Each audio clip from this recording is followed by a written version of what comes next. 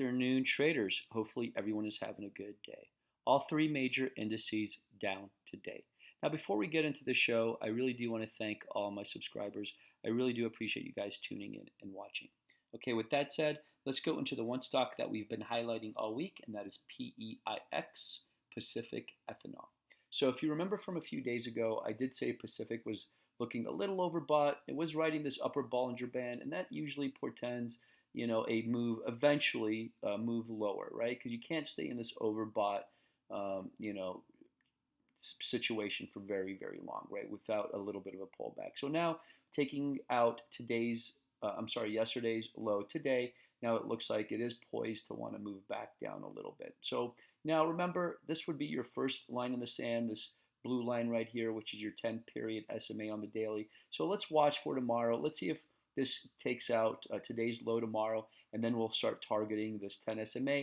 I would really like to get into this name at some point, but I'm looking for a decent price to get in here. We've had some really nice upgrades, um, $20 or $30 price targets on the stock. So you know what? If we can get this at a decent price on a nice pullback, I'll be a buyer of PEIX. All right. Remember, guys, it's all about trade location.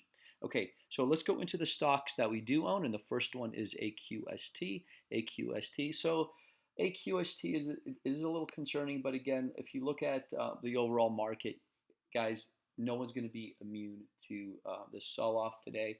It was, it felt worse than it really was probably. We were only down 5.42% in AQST, but for some reason, it just felt, really bad today. So again, let's take a look at this. Where can we find a little bit of support? Well, clearly the value area high right here, right around 754, and that low from about 4 or 5 trading days ago, where this green candle was formed, is going to be some support. Now, if that gets taken out, I am going to target this, the initial breakout of $7, and by then, this 50 period SMA should start crossing above that $7. So then we're going to see that as major support right there. Okay, guys. So let's not get too worried right now.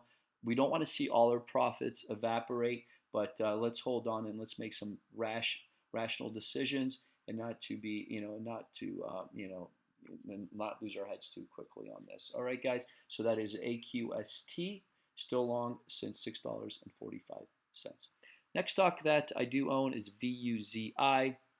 VUZI was down 9% today. We did hit this 50 period SMA today. This is a little concerning because once we break below this, it's hard for me to see where the next support level is. Probably where right here, 367, where that initial, where it tested and came back up. But I'm really concerned if we won't move a little higher tomorrow. This stock is probably going to want to go down a lot lower. Okay, guys. So I am long VUZI since $4.05, and I'm looking to hold today's low tomorrow. Okay, that is VUZI. Next stock that I did sell half my position was STNG. STNG made a fresh 52-week low. I was touting this because it was above the point of control about 2 weeks ago, and it looked really good. Then I said, watch for that support where that 10 SMA crossed that 50, and it went below that. And I should have been a seller, but I didn't. I didn't sell till today. I did sell half my positions. I don't know what I'm going to do next. These stocks, once they start making 52-week lows, can start, really, going down a lot more. So without any news, I'm just concerned that I may have to liquidate my position either tomorrow or the next day, depending how the stock reacts. All right, guys, that is STNG. I was long from 13, and now I'm still long from 13, but I only have half my position. XCRS next on the list. Very interesting day today. Initially, it looked like it was going to hold, and then towards the last hour and a half of trading, it really selling really picked up. It did hold that 10 SMA on the daily. I mean, it went through it and then bounced and closed above that. But I am a little concerned with this. You might see another little bounce tomorrow, and then you might see sellers coming in and pushing it down. You might not see any more buyers until we start getting above that 677 mark. So we're going to see how this plays out the next day or two. If it starts getting below that 10 SMA tomorrow, I will be a seller of XERS, long since 495. Don't want to lose all my profits in that name.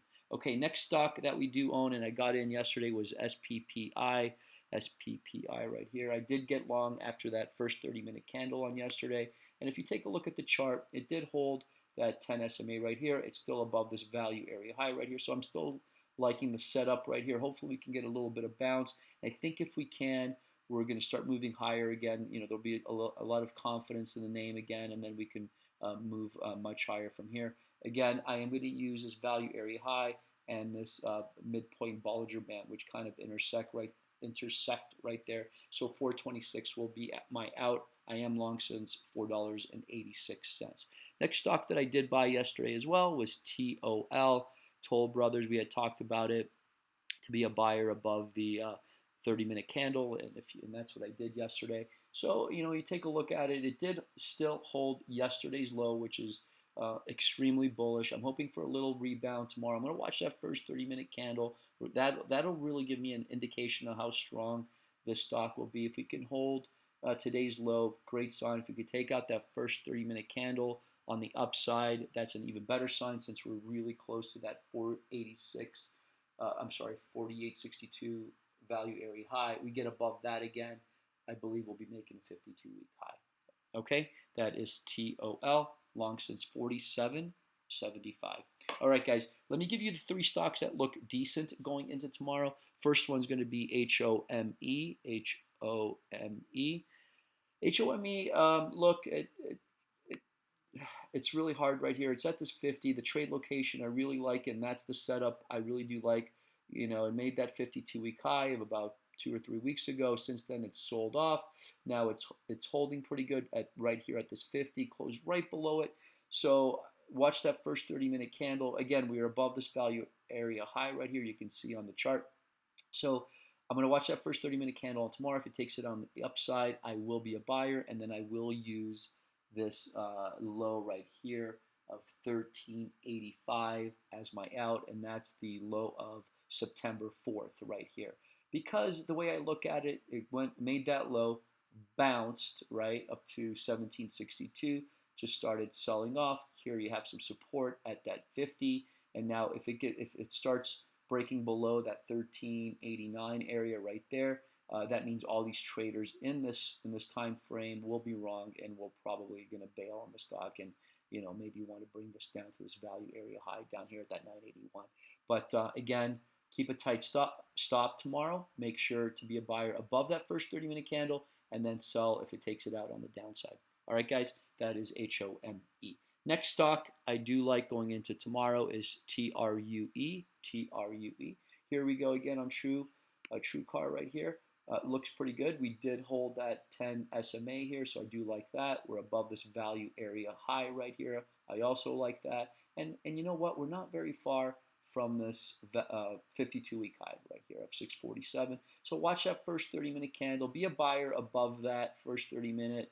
And I had a subscriber reach out to me and ask me what's the significance of that first 30-minute candle. Look, that's just an arbitrary number that I like because I do believe that that gives you enough time frame of a reference point for that day. If you want to be out, that most people will be out, right? If you want to be long and you feel comfortable with that first 30-minute, you'll stay long in that. Now, anything can happen. There could be outlier days where we started pretty much up and unchanged, and then just the wheels fell off, right? Those things can happen. That's why you have to be diligent and know your out prices and you know what? And sometimes you'll be wrong too, and sometimes it'll take you out and move back up. But you're better off just being stopped out and staying long when to stay long. So in this one, again, true. I do like the fact that we're above this value area high. We're above this 10 SMA. Watch that 30-minute candle. And if we're wrong, you sell it, and that's it. No big deal. Okay, guys?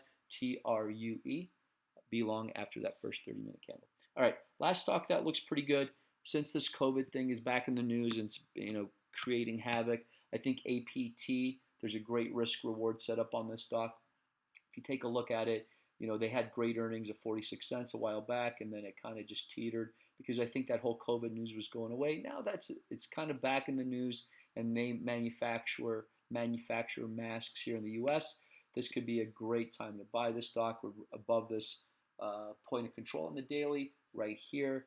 We're right here, right there at that 10 SMA, the midpoint. You know, look, be a buyer above that first 30-minute candle tomorrow. If this has legs, this is the place where, this is a place where trade location is key. If you're right, this can really be a big winner for us. Okay, guys, APT, be a buyer above that first 30-minute candle. If it doesn't take it out, sit on your hands. Don't do anything. All right, guys. All right. I do want to thank everyone who does subscribe. My name is Eric, and you can reach me at eric@valueareatrader.com. That's Eric with a C at valueareatrader.com. And if you like the show, please go ahead and subscribe to it. I really do appreciate that. All right, everyone. I promise you there will be better days ahead. And remember to stay safe and trade smart.